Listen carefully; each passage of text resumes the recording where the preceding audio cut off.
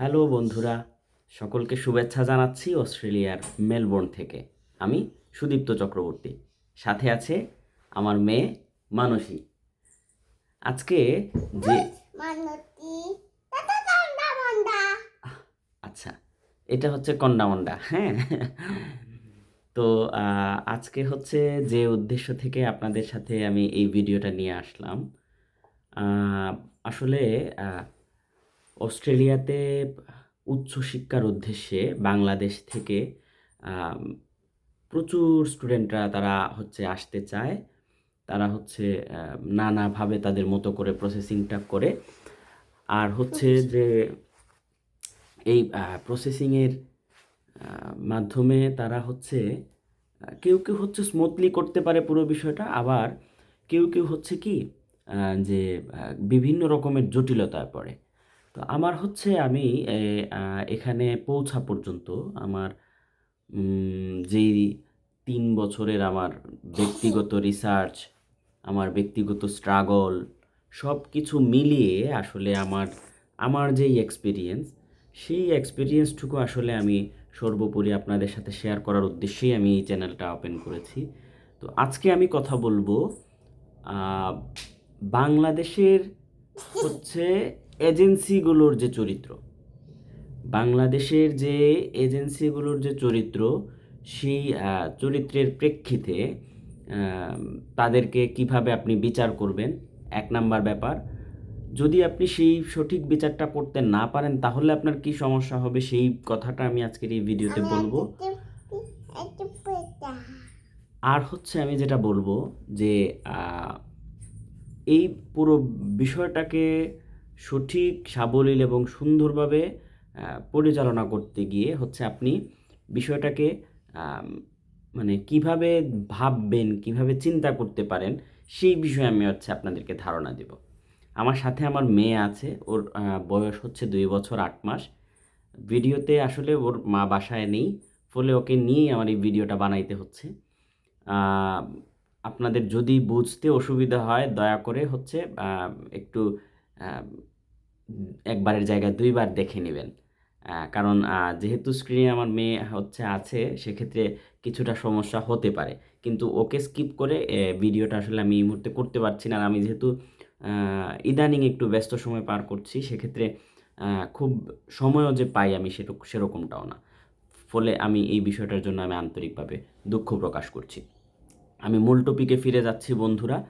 আমরা হচ্ছে আ বাংলাদেশের যে এজেন্সিগুলা আমি আপনাকে বলি, আ আমাদের কিন্তু সপরিবারে একটা রিজেকশন ছিল। এই ভিডিওটা একটু লম্বা হতে পারে। আমি দয়া করে বলছি যে অবশ্যই না টেনে পুরো গল্পটা শুনবেন। সেক্ষেত্রে আমার অভিজ্ঞতাকে আপনারা আপনাদের ব্যক্তিজীবনে কাজে লাগাইতে পারেন। তো যেটা হইছে যে আমি হচ্ছে আ সর্বপ্রথম যখন আমি আ কানাডার জন্য আমরা প্রসেসিং শুরু করি। সেই কানাডার জন্য প্রসেসিং শুরু করেছিলাম। আমি মেনশন করে বলছি, সেটা ছিল হচ্ছে আ আ সিলেটের এডুকেশন অ্যাক্ট। সিলেটের এডুকেশন অ্যাক্ট, এখানে আম তারা হচ্ছে আমাদের ফাইলটা নেয়। আম ফাইলটা নিয়ে তারা হচ্ছে কাজ শুরু করে। তো সর্বোপরি হচ্ছে যে তারা আমার কাছে যেটা মনে হইছে যে আসলে তারা যে আসলে খুব দক্ষ আ সেরকমটা না। আবার এখানে আরেকটা ব্যাপার হইতে পারে যে তারা তাদের বিজনেস পারপাসটা সার্ভ করছে। অবশ্যই তারা আমাদেরকে তাদের ক্লায়েন্ট হিসাবে নিছে। আমাদের ভিসা হইলে হইল, না হইলে নাই। আমরা একটা রিজেকশন খাইলে খাইলাম। তাদের কিচ্ছুই যায় আসে না। কিন্তু তারা হচ্ছে এই জায়গা থেকে কিছুটা টাকা পয়সা পাইলো। তারা হচ্ছে আমাদের কাছ থেকে এই অ্যাপ্লিকেশন ফির নামে টাকা নিছে। তারা হচ্ছে আমাদের কাছে অস্ট্রেলিয়ার জন্য না, সেটা কানাডার জন্য। আ অ্যাপ্লিকেশন ফির নামে টাকা নিছে, ডকুমেন্টেশন বাবদ টাকা নিছে। যদিও আমি সেই ডকুমেন্টের একটা ডকুমেন্টও আমি হাতে পাই নাই উইথআউট সফট কপি। তো তারা হচ্ছে যে তারা তাদের বিজনেস পারপাসটা সার্ভ করছে, অথবা তারা হচ্ছে এটা তাদের একদমই ইচ্ছাকৃতভাবে সেটা আমাদের সাথে করছে। আমরা হচ্ছে সর্বোপরি তাদের মানে যে ফাইল প্রসেসিং, এই ফাইল প্রসেসিংটা আসলে বাস্তবে আমি একজন ক্লায়েন্ট, মানে এই ডকুমেন্টগুলো আমারই পছন্দ হয় নাই। আমরা হচ্ছে একের অধিকবার তাদের অফিসে গিয়ে আমরা সেই ডকুমেন্টগুলা ঠিক করছি। তাদের আসলে আমাদের ইনটেক চলে যাচ্ছে, তাদের আসলে কোনো মাথা ব্যথা নাই। তো এই হচ্ছে আমি কি বললাম? আমি কিন্তু একটা এরকম করে একটা মানে এজেন্সির চরিত্র আপনাদের সামনে বলছি না আমি। মানে এই ব্যাপারটা হচ্ছে যে বাংলাদেশে যতগুলো এজেন্সি আছে তার মধ্য থেকে আপনি যদি সঠিক এজেন্সি আপনি নির্বাচন করতে না পারেন, আপনি যদি আহ, উত- সবচেয়ে মানে কি বলে যে আসলে আন্তরিকতার সাথে কাজ করে এমনও অনেক এজেন্সি আছে বাংলাদেশে, আম, সেই এজেন্সিটা যদি আপনি খুঁজে পাইতে না পারেন, সেক্ষেত্রে আপনি হচ্ছে আপনাকে এই ক্যাচালে আপনার পড়তে হবে, এই হ্যাপাটা আপনার নিতে হবে, এবং সর্বশেষ আপনার পাসপোর্টে একটা রিজেকশন লেগে যাবে। এখন আমি বলি এই রিজেকশনটা আসলে কিভাবে আপনার বিপদের কারণ হয়ে যেতে পারে। ধরেন আমি কানাডার জন্য রিজেক্ট খাইলাম একান্তই ওই এজেন্সিটার কারণে, এডুকেশন অ্যাক্ট। তারা যদি বলতো যে না আপনার এই ফাইলে হবে না, আপনার এই আইএলস করে হবে না, আপনার এই ডকুমেন্টেশনের জন্য হবে না, তাহলে আমি এটা করতাম না। কিন্তু তারা সেটা বলে নাই, যার কারণে আমার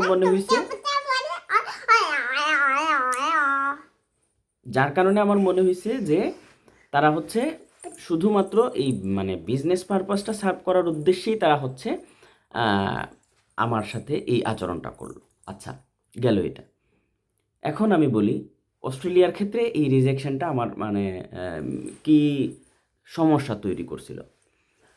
অস্ট্রেলিয়াতে যখন আমি প্রসেসিং শুরু করি, তো তখন হচ্ছে যখন আমাদের ভিসা ইন্টারভিউ হয়, ওই ভিসা ইন্টারভিউয়ের সময় আমরা মানে প্রথম দিকে হাইড করছিলাম আমাদের, যে আমরা আসলে ওইভাবে আসলে বুঝি নাই আসলে এটা হইতেই পারে, নাই বোঝা যাইতে পারে, কারণ আমরা তো আর এর আগে অস্ট্রেলিয়ার প্রসেসিং করি নাই, কিংবা একটা দেশের প্রসেসিংয়ের আগ পর্যন্ত তো আপনি জানতে পারবেন না যে আসলে এখানে কি কি জটিলতা থাকতে পারে, সমস্যা হইতে পারে। তো ভিসা অফিসার যখন প্রশ্ন করলো আম, যে আমাদের কোনো রিজেকশন আছে কি না, আমরা তখন বললাম যে আসলে না, আমাদের কোনো রিজেকশন নাই। তো ওই ভিসা অফিসার কিন্তু সেটা ধরে ফেলছে যে আসলে আমাদের রিজেকশন ছিল, আমরা সপরিবারে রিজেক্ট হয়েছি। আর মানে তারপরেও হচ্ছে আমরা স্বীকার করি, এবং এই রিজেকশনের বিহাফে আমরা কনসেন্ট লেটার দেই, আরও কিছু ডকুমেন্টস চাই, ওই ডকুমেন্টসগুলো দেই, এবং সেটা খুব দ্রুতই করতে হয়েছে। যেদিন আমাদের ভিসা ইন্টারভিউ হয়েছিল ওই দিনই আপনার 2-2.5 ঘন্টার মধ্যে আমাদের সবগুলা ডকুমেন্ট আমাদেরকে সাবমিট করতে হয়েছে, যে যে ডকুমেন্ট তারা চাইছিল। খুব আহ, দ্রুত সময়ের মধ্যে আমরা সেই কনসেন্ট লেটারটা রেডি করে আমরা হচ্ছে সেটা সাবমিট করি। আচ্ছা, তো তারপরে হচ্ছে আমরা মানে একদম নির্বিকার হয়ে বসে থাকি। অবশেষে আমরা সেই কাঙ্ক্ষিত মেইলটা পাই, আমাদের ভিসা গ্রান্ট হয়, এবং আমরা আমরা বাবা একটু কথা বলি, আমি এই যে আঙ্কেল আন্টিদের সাথে কথা বলতেছি, খুবই জরুরি কথা বাবা। হ্যাঁ, তুমি একটু শোনো বাবা, একটু শোনো, তুমি একটু শোনো। আচ্ছা, আমি খুবই দুঃখিত আপনাদের এই সমস্যাটা হওয়ার কারণে। আমি আসলে এর বাহিরে আর কোনো কিছুই করার নেই। আমি মানে এই সময়টাতে খুব খুব একটা ব্যস্ততার মধ্য দিয়ে যাচ্ছি, যার কারণে আমি যে আসলে অবসর সময়ে পাই বিষয়টা এরকম না। যেটা পাই সেটা হচ্ছে মানে তখন আর বাসায় আসতে আসতেই আমার ঘুম চলে আসে, এরকম পরিস্থিতি আর কি। এখানে আমি যেটা বলতে চাই, সেক্ষেত্রে আপনারা মানে কানাডা হোক, অস্ট্রেলিয়া হোক, ইউকে হোক, ইউএসএ হোক, আপনার যেই কাঙ্ক্ষিত দেশের জন্য আপনি আপনার অ্যাপ্লিকেশান সাবমিট করবেন, সেখানে আপনি যেটা করবেন যে যদি আপনি নিজে করেন দ্যাটস ভেরি গুড, আপনি সেটা করতে পারেন। আর যদি হচ্ছে আপনি এজেন্সির মাধ্যমে করেন, সেক্ষেত্রে মানে একদম আন্তরিক একটা এজেন্সি যে বিজনেস করবে, কিন্তু বিজনেসের বাহিরে আপনাকে আপনার কাঙ্ক্ষিত সাপোর্টটা আপনাকে দিবে, মানে আমার মতো যাতে আপনাদের ঘটনাগুলো না ঘটে আর কি। আমি সেই উদ্দেশ্যে আপনাদেরকে আসলে বলতে চাচ্ছি। মানে আর আমি আমি আমি আমি আপনারা সিলেটের যারা আছেন, আপনাদেরকে রিকমেন্ড করবো যে আপনারা অবশ্যই চেষ্টা করবেন সিলেটের বাহিরের এজেন্সি, যেমন ধরেন ঢাকা কিংবা চট্টগ্রাম কেন বলতেছি, আমি সারা দেশ ঘুরছি, সারা দেশের এজেন্সিগুলো ঘুরছি, সারা দেশ বলতে বড় বড় শহরগুলো, আমি চট্টগ্রামের এজেন্সি ঘুরছি, আমি ঢাকার এজেন্সি ঘুরছি, সিলেটের এজেন্সি ঘুরছি। তো এখানে আমি যেটা দেখলাম, আমার যে এক্সপিরিয়েন্স, তো এখানে সিলেটেও যে নাই তা না, সিলেটে অনেক ভালো এজেন্সি আছে, কিন্তু সব দেশের জন্য সব এজেন্সি ভালো না। সিলেটের এজেন্সিগুলো মূলত, আমার যেটা মনে হয়েছে, আপনাদের মতামত আপনারা কমেন্টে জানাইতে পারেন।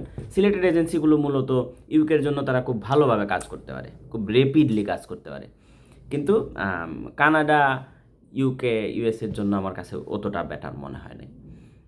এবং প্রফেশনালিজম খুবই কম তাদের মধ্যে। এই যেমন আমি একটা এজেন্সি যেটাকে দিয়ে কাজ করাইলাম, গেলাম তো আরও কয়েকটাতে, অবশেষে যেটাতে কাজ করাইলাম সেটা তো হচ্ছে হজবরল পরিস্থিতি। তো এখানে আমি আপনাদেরকে সাজেস্ট করব যে অবশ্যই আপনারা 10 বার ভেবে দেন ওখানে যাবেন। তো গেল এটা। তারপরে হচ্ছে যে অস্ট্রেলিয়ার ক্ষেত্রে কিছু কথা বলি। অস্ট্রেলিয়ার ক্ষেত্রে এজেন্সি খুবই গুরুত্বপূর্ণ। অস্ট্রেলিয়ার ক্ষেত্রে ফাইল প্রসেসিং খুবই গুরুত্বপূর্ণ, ফাইল তৈরি করা খুবই গুরুত্বপূর্ণ। আপনার হচ্ছে ফান্ড যেটা করবেন, সেই ফান্ডের এগেনস্টে আপনার যে ডকুমেন্টস, এগুলো খুবই গুরুত্বপূর্ণ অস্ট্রেলিয়ার ক্ষেত্রে। অস্ট্রেলিয়ার ক্ষেত্রে আপনি যে আপনার আপনার পেপারসগুলো তৈরি করবেন, যেই লয়ারকে দিয়ে আপনি তৈরি করবেন, কিংবা যে এজেন্সির মাধ্যমে আপনি তৈরি করবেন, তাদের সাথে আপনি দফায় দফায় আলোচনা করবেন। আপনার যে কাউন্সিলর থাকবেন ওনার সাথে আপনি আপনার কাউন্সিলরের সাথে আপনি হচ্ছে একদম খোলাখুলি বিষয়গুলো নিয়ে আলাপ করবেন, কিভাবে ফাইল তৈরি করা যায়, সেটা নিয়ে আপনি একটা প্ল্যান তৈরি করে, একটা রোড ম্যাপ তৈরি করে দেন আপনার কাজ শুরু করতে হবে। আচ্ছা, গেল এই বিষয়গুলো। তো যারা হচ্ছে একদমই রিফ্রেশার, আপনারা ভাবছেন যে আপনারা প্রসেসিং শুরু করবেন, আপনারা আসলে কোত্থেকে শুরু করবেন? আপনারা হচ্ছে প্রথমেই মানে গুগল করবেন, অনলাইন করবেন যে বাংলাদেশের সবচেয়ে ভালো এজেন্সি কোনগুলো, সেই গবেষণাটা করবেন। 5টা এজেন্সির নাম আপনি লিস্ট করেন, দেন আপনি কি করবেন, দেন হচ্ছে আপনি এই 5টা এজেন্সিতে ভিজিট করেন, তাদের সাথে কথা বলেন। এগুলা করেন না বাবা, দুষ্টামি না। সেই এজেন্সিগুলো থেকে আপনি আপনার কাঙ্ক্ষিত এজেন্সিটা খুঁজে বের করেন, দেন হচ্ছে আপনি প্রসেসিং শুরু করেন।